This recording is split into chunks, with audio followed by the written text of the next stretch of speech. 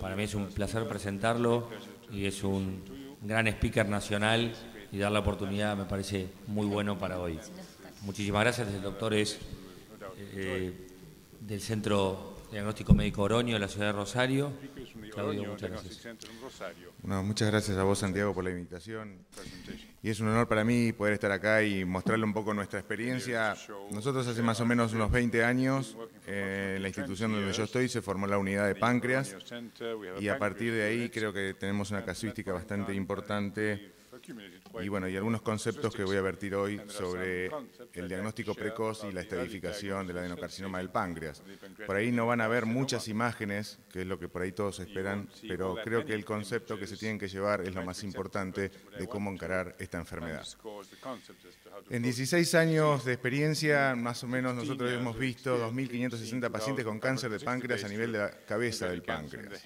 Y de ese total de pacientes, únicamente fueron llevados a quirófano 384. Fíjense ustedes la relación entre diagnóstico y probabilidad de cirugía de los pacientes.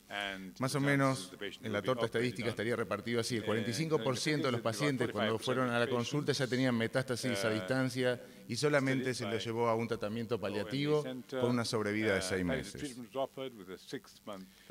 El 40% tenía enfermedad localmente avanzada, se le propuso radio y quimioterapia y la sobrevida fue de aproximadamente el 11%, a 11 meses, perdón. Solamente un 15% fue diagnosticado como candidato a cirugía, se le hizo una resección total con o sin terapia adyuvante, ya sea quimio o radioterapia, y de esos el 20% solamente, o sea el 3% del global, tuvo una sobrevida a 5 años. Eso nos demarca un poco lo agresivo de esta enfermedad y la baja probabilidad de sobrevida a los 5 años.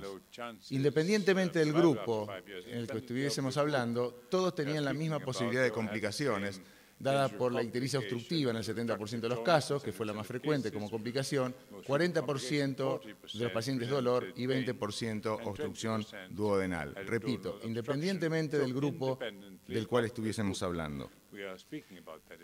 Este quizás es el artículo más importante que yo he visto desde el punto de vista estadístico en relación al cáncer de páncreas, para que tengamos una idea y una noción de la importancia de lo que vamos a hablar después. El año 2007, en el Annals of Surgery, salió este artículo donde hay toda una reevaluación estadística de los pacientes que fueron sometidos a cirugía, sobre todo en estadios precoces, clínicos T1, N0, M0, T2, N0, M0.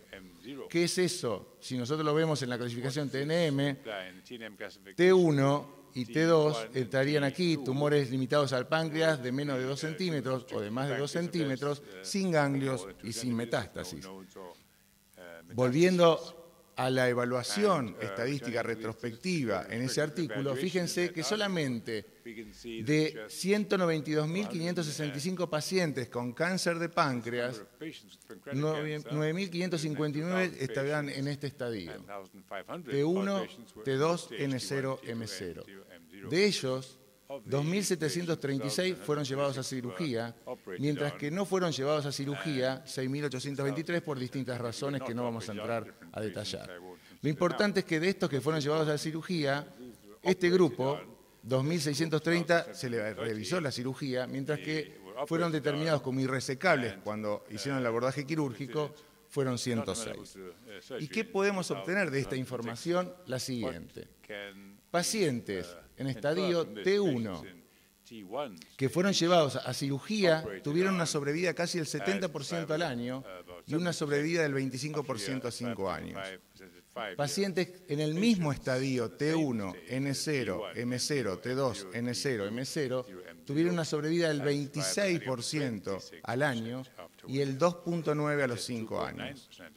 Mientras que estadios más avanzados, que eran casi 190.000 pacientes, tuvieron una sobrevida 7.8 al año y 0.8 a los 5 años. Entonces, la importancia desde el punto de vista de la detección del cáncer de páncreas está centrada en pacientes en estadio precoz, o sea, T1, tumores menos de 2 centímetros que estén dentro de la glándula, o T2 que tengan un poco más de 2 centímetros pero dentro de la glándula, sin ganglios y sin metástasis.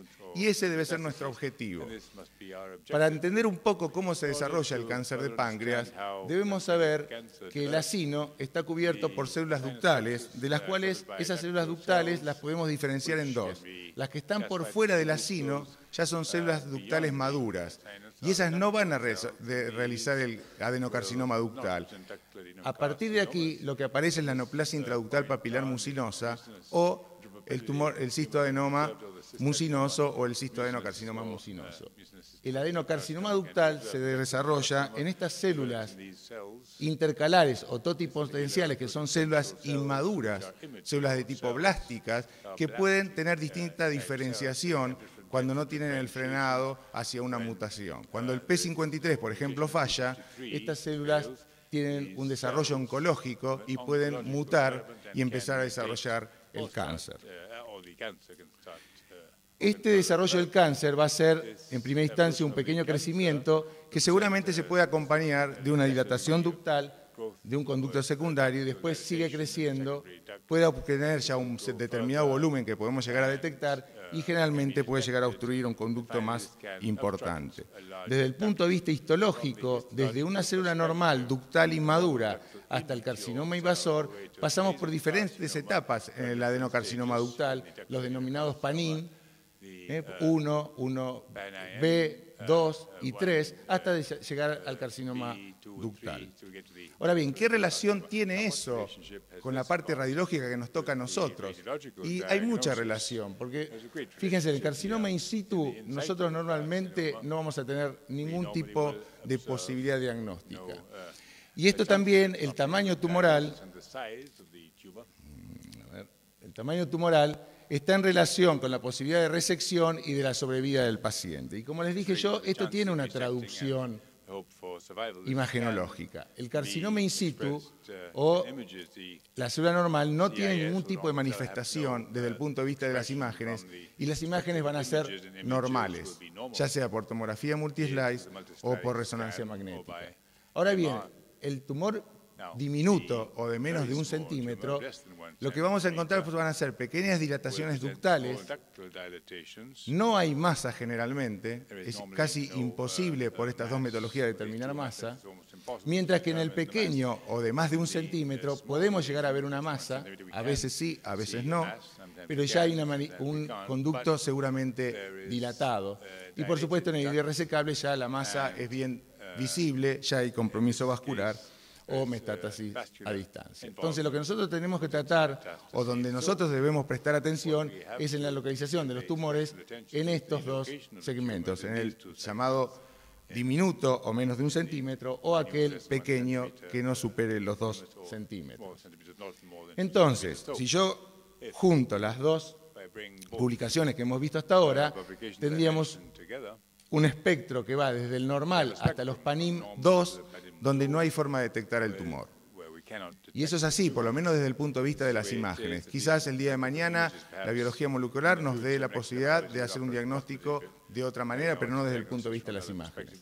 El PANIM3 ya es asintomático en el paciente, pero podemos encontrar una dilatación ductal, y esa dilatación ductal generalmente va acompañada que ese ducto está dilatado y en un momento esa dilatación se interrumpe. Y es el signo denominado del límite. Hasta ese límite se dilató el conducto y seguramente el tumor está ahí, a pesar de que no lo veamos. Los minutos, como le dije, o diminutos menos de 1 centímetro, generalmente son también asintomáticos, hay dilatación ductal y muy pocas veces podemos ver una lesión. En el pequeño ya podemos ver la lesión y ya puede haber diseminación extrapancreática. Y el grande no es el motivo de esta charla, así que no vamos a perder más tiempo en eso. Para que ustedes tengan una idea, fíjense comparativamente de qué estamos hablando. El minuto es como una uva, una cosa sumamente pequeña.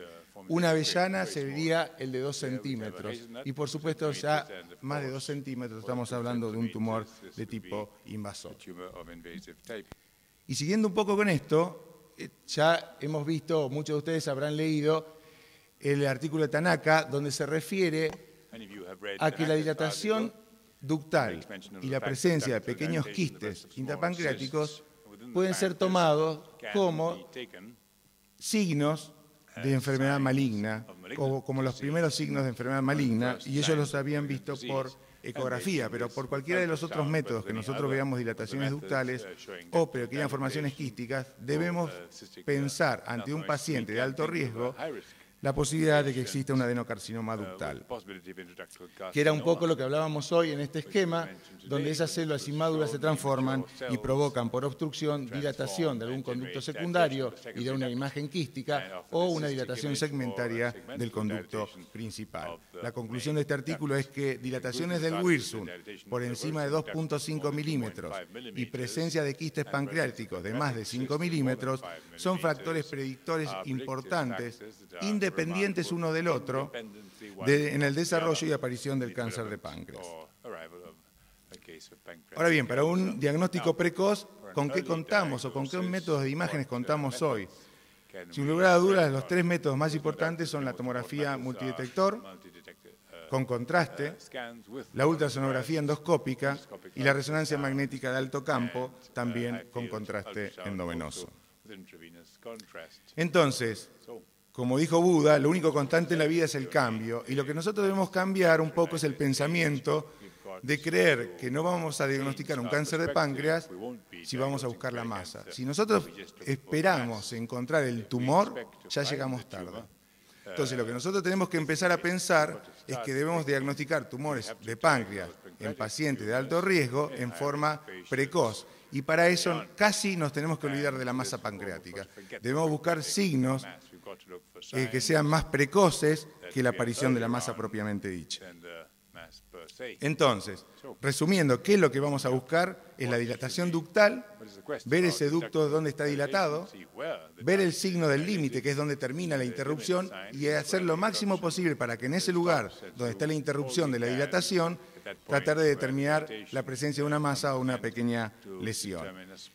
Y la presencia de quistes de más de 5 milímetros, como lo habían publicado Tanaka, por ultrasonido, pero cualquiera de las otras dos metodologías también lo pueden determinar. Y fíjense, un caso de ya hace años que nos tocó a nosotros vivir, una paciente que se ve un Wirsung dilatado, fíjense el tamaño del Wirsung, con una vía biliar normal, no vemos masa, le hacemos la tomografía, Wirsung dilatado, vía biliar normal, seguimos el Wirsung y aquí el Wirsung se interrumpe, pero no veo una masa, no veo nada, esto es con contraste, la vena mesentérica, la arteria mesentérica, no veo un tumor, no veo una deformidad de la superficie de la cabeza del páncreas, el proceso uncinado está bien, la vía biliar está bien, le hago la Wirsunggrafía por resonancia o la colangioresonancia y vemos la obstrucción. Entonces tengo dilatación, signo del límite, paciente con dolor. El paciente fue llevado a cirugía, el cirujano cuando abre la panza hace la maniobra de palpación que todo cirujano de páncreas hace cuando busca un tumor, no encuentra el tumor, le hacemos la ecografía intraoperatoria, fíjense el Wirsung dilatado y una pequeña lesión a este nivel. Esta es la resección quirúrgica, la escala, fíjense estamos hablando de casi menos de 1 centímetro, que por suerte se manifestó con dilatación del conducto de Wirsung para el paciente. Este es el tumor y esta es la histología, un tumor T1, N0, S0, sin compromiso vascular y sin compromiso nervioso. Este es otro caso que nos tocó vivir hace poco, una paciente de 32 años, alérgica al yodo, que se le sugirió hacer una resonancia bajo sedación anestésica porque era claustrofóbica. El gastroenterólogo insistió que no, que él había leído que podíamos hacer una multislice con gadolinio antes de hacerle una sedación anestésica. Bueno, terminamos haciendo la resonancia con gadolinio. Lo único que vimos fue, fíjense, 32 años, repito, el único motivo de consulta fue el dolor. Una grosera dilatación del Wirsung, un área de stop a este nivel, sin una masa, una reconstrucción coronal, oblicua siguiendo el eje del páncreas, atrofia del cuerpo y la cola a este nivel, pero no vemos una masa. Después de esto, que no le podíamos dar más información, ahí se convenció el gastroenterólogo de hacerle la resonancia con sedación anestésica. Esto sin contraste, una secuencia de in-phase con supresión grasa, el Wirsung dilatado, la zona de obstrucción. Aquí vemos con contraste, quizás ahí una imagen que capta contraste, pero muy difícil de diferenciarlo con respecto al parénquima normal. En el T2 coronal vemos el Wirsung dilatado, la zona de obstrucción. Aquí lo vemos en un coronal con contraste también. y la colangio, que demuestra la dilatación y la zona de obstrucción. Pero como ustedes ven, tampoco en este caso tenemos una masa definida. Pero la paciente, repito, está sintomática, está con dolor. Entonces fue llevado a quirófano la paciente, se le hizo una cirugía laparoscópica córporo-caudal, hoy está muy de auge todo tipo de cirugías laparoscópicas, con buenos resultados. Se le hace también la ecografía translaparoscópica y fíjense con el detalle que se alcanza a ver, el Wirsung dilatado y el nódulo que provocaba la dilatación de ese Wirsung. Acá está la resección de la pieza, el Wirsung, cola del páncreas atrofiada, el Wirsung dilatado, y esta formación nodular de menos de 1 centímetro, que era la causante de la obstrucción, y la anatomía patológica que dio un adenocarcinoma ductal. Ahora bien, toda dilatación de Wirsung y todo quiste de más de 5 milímetros, uno debería pensar que es un cáncer de páncreas. Y yo tendría que decirles que no, porque no es así y hoy por hoy no a todo el mundo se le hace también un screening.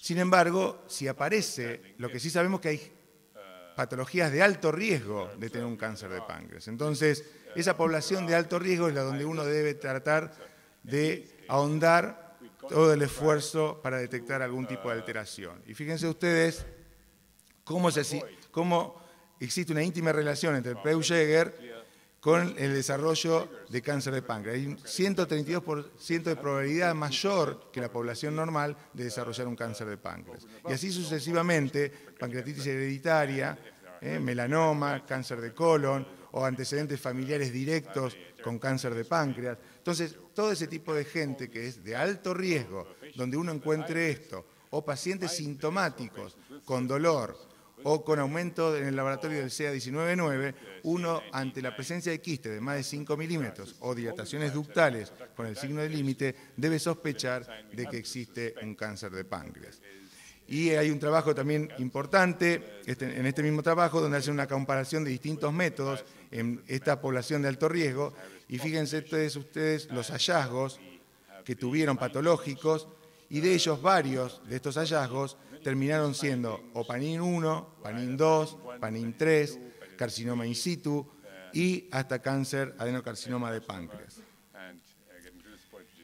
Ahora bien, dejando un poco ya de lado lo que es el diagnóstico precoz y yendo a la estadificación preoperatoria, lo que debemos saber es que la estadificación no solo es necesaria para la indicación quirúrgica y decir qué paciente va a cirugía y qué paciente no, sino que también es importante para el cirujano porque la estrategia quirúrgica que él va a emplear disminuye mucho las maniobras de exploración y va a haber un menor sangrado con un recortamiento significativo en el tiempo de la cirugía.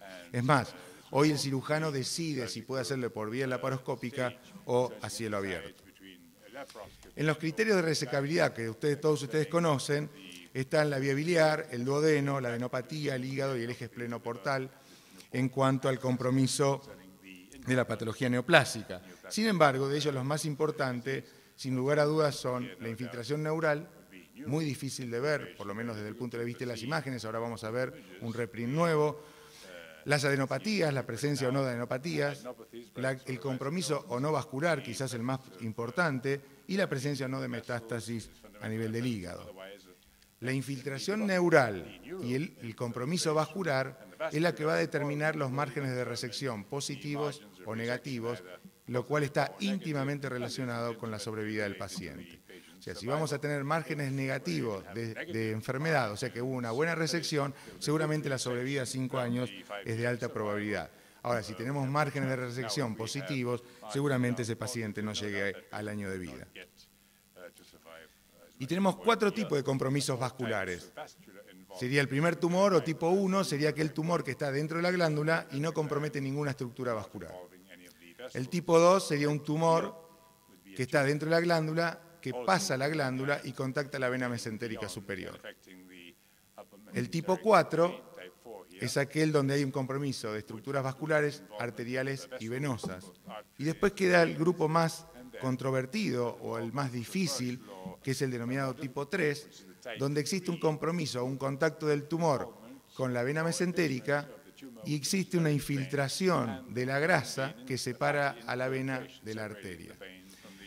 El tipo 1 y el tipo 2, sin lugar a duda, hoy por hoy son quirúrgicos. Si el paciente no tiene metástasis y no tiene ganglios, es quirúrgico. El tipo 4 es el determinado irresecable. ¿Qué pasa con el tipo 3? Hoy por hoy, el tipo 3 debe ser tomado como un tumor irresecable porque no hay márgenes de resecabilidad negativos en este tipo de tumor. Seguramente cuando resequen, por más que muchos cirujanos hoy hagan bypass arterial, resecando parte de la arteria mesentérica superior, siempre va a haber infiltración y desarrollo de tumor en la zona de resección. Vamos a ver un caso de un tipo 1, un tumor bien delimitado en la cabeza del páncreas, sin compromiso vascular. Aquí hay otro, no hay compromiso ni de la arteria ni de la vena mesentérica. Un tipo 2, el tumor que contacta con la vena mesentérica, sin compromiso de la arteria. La grasa o el surco graso entre la vena y la arteria está respetado, una reconstrucción coronal, y vemos el 2 de MIP de arterial, que no hay ningún tipo de compromiso, y en la reconstrucción del eje esplenoportal vemos el tumor contactando con la vena y el origen de la vena porta. Esto sigue siendo resecable. Ahora, el tipo 4 ya compromete la arteria y la vena, infiltra las dos estructuras y esto ya le da el carácter de tumor irresecable. Y aquí vamos a ver el caso 3. Fíjense, el tumor contacta con la vena mesentérica, pero también el tumor tiende a meterse hacia la grasa que separa la vena de la arteria mesentérica. O en este caso, como ustedes ven aquí, un color gris más oscuro de infiltración del surco graso entre la vena y la arteria por el tumor de páncreas. En este caso, repito, hoy por hoy sigue siendo catalogado como irresecable, más allá de que algunos cirujanos tienden a resecar estos tumores, por ejemplo en pacientes jóvenes, pero sabemos que el resultado no es bueno. Fíjense, ahora un caso también sin contraste, una alteración levemente irregular de los contornos de la glándula pancreática, tumor a este nivel, contacto con la vena mesentérica, infiltra la grasa entre la arteria y la vena. Aquí se ve mejor la infiltración. En la resonancia magnética, en un plano axial T2, se ve la lesión aquí. En un plano coronal se ve muy bien que contacta también con el duodeno. En la colangio se ve la obstrucción que provoca aquí, sin compromiso de la vía biliar. Aquí lo vemos sin contraste de nuevo, un corte más caudal. Cómo contacta con la vena, el surco graso, tiende a meterse en la grasa y este paciente tuvo una sobrevida de 6 meses. Ahora bien, en cuanto al compromiso perineural, que es el más difícil, es un factor importante en el pronóstico en la evaluación de los pacientes. La infiltración se hace a través de la fascia de los nervios y se la reporta con una frecuencia que varía entre el 53 y el 100% de los casos de las piezas quirúrgicas. También es importante saber, como venimos hablando hasta ahora, que tumores de menos de 2 centímetros presentan invasión perineural. Y el compromiso perineural extrapancreático es importante, ya que es causa de resección quirúrgica con márgenes positivos, que era un poco lo que veníamos hablando recién. En la JR del año 2010 salió un artículo publicado en relación al compromiso extrapancreático perineural y el valor de la TC multislide con reconstrucciones 3D, donde se hace una revisión de los plexos nerviosos que irrigan, en especial la cabeza del páncreas, a punto de partida de nervios que van siguiendo la arteria mesentérica y a la arteria gastroduodenal, originados a punto de partida del origen de la mesentérica superior y del tronco celíaco, y cómo uno, sabiendo que los nervios transcurren pegados a esas estructuras vasculares, puede determinar el compromiso o no perineural. Sin embargo, sabemos que se necesitan más trabajos para poder determinar esto y que hoy por hoy sigue siendo muy difícil determinar el compromiso perineural o hacer una valoración precisa de si existe o no compromiso perineural desde las imágenes. La econdoscopía, como dije, es el tercer método que tiene un valor sumamente importante en la detección precoz y en la estadificación del cáncer de páncreas, sobre todo con la posibilidad abierta de hacer no solo la parte diagnóstica, sino también la parte de obtención de material para confirmación histológica de la enfermedad. A pesar de todas estas capacidades de imágenes que nosotros tenemos, sigue habiendo limitaciones en la estadificación del cáncer de páncreas. Y esas limitaciones están dadas por la presencia de metástasis hepáticas de menos de 5 milímetros, sobre todo aquellas que tienen ubicación a nivel subcapsular, o pequeñas metástasis que infiltran el peritoneo. Y para eso nosotros recurrimos a la laparoscopía. Y la laparoscopía está indicada en pacientes con dudosa irresecabilidad, donde no está muy en claro si se puede o no resecar, y para determinar si ese paciente va a ir a un tratamiento de neoadjuvancia o directamente va a ir a cirugía. Fíjense que pacientes que son enviados a la laparotomía, más o menos un 5% son descartados para cirugía de aquellos que tienen tumores en la cabeza, mientras que pacientes que tienen tumores en el cuerpo, cola del páncreas, que generalmente son tumores más avanzados, el 50% son descartados por la invasión que presenta la enfermedad. Entonces, si nosotros tenemos enfermedad diseminada negativa, enfermedad localmente avanzada también negativa, o sea que es un tumor pequeño, y la laparoscopía es negativa, ahí el paciente es llevado a cirugía. Y así todo, existe un 5% de esos pacientes que van a ir a cirugía que se le hace una cirugía paliativa, mientras que el 95% de esta selección sí son realmente sometidos a una cirugía de tipo curativa, o que uno trata de que sea curativa. La ecografía intraoperatoria, por supuesto, tiene un valor sumamente importante en la determinación en el momento del acto quirúrgico de la resecabilidad o irresecabilidad. Y en cuanto, si hay que hacer tomografía multislide o resonancia magnética, no hay muchos trabajos comparativos, pero sí hay algunos. Y vamos a ver un poco de porcentajes. Fíjense en este artículo del 2010 de Radiology, la sensibilidad de la tomografía multidetector para la detección de carcinoma pancreático es del 92%, una especificidad del 100%, un valor predictivo positivo del 100% y un valor predictivo negativo del 92%. En cuanto a la posibilidad de resecabilidad del carcinoma del páncreas, este artículo del 2007, también con un tomógrafo de 64 filas detectores, tiene una sensibilidad del 100%, 72% de especificidad, 89% de un valor predictivo positivo, y, o sea que hay compromiso vascular, y un valor predictivo negativo del 100%. En forma comparativa, un método y el otro, resonancia y tomografía, este artículo del 2002 dice que la seguridad diagnóstica de la tomografía multislide de 64 filas ronda entre el 85 y el 95%, mientras que la resonancia es del 90 al 100%. El valor predictivo positivo es de la tomografía del 89 al 100% y en la resonancia del 98%. Y el valor predictivo negativo, o sea que cuando nosotros decimos que no hay compromiso, realmente no lo hay, es para la tomografía del 79% y el 87% para la resonancia magnética. Y este artículo que salió recientemente en el Radiology, que hace una comparación también de los dos métodos de diagnóstico por imágenes, dice que para la detección, la tomografía tiene una sensibilidad del 93 al 95, una especificidad del 96 igual para la resonancia, o sea que para la detección no hay una diferencia estadísticamente significativa, cualquiera de los dos métodos bien empleados y bien ejecutados en cuanto a sus secuencias y a sus tiempos de adquisición, permiten una detección precoz. En cuanto al compromiso vascular, tampoco existe una diferencia estadísticamente significativa, igual en cuanto a su valor predictivo positivo y su valor predictivo negativo. Y yo voy a terminar con un caso clínico. Fíjense ustedes, un paciente de 77 años que consulta por dolor y distensión postprandial, ecografía y laboratorio normal. Le hacemos la tomografía y rápidamente, si uno mira aquí el plano axial, no hay nada que le llame la atención o nada importante que llame la atención, salvo que acá tenía como una lengüeta el páncreas que tocaba con la arteria mesentérica.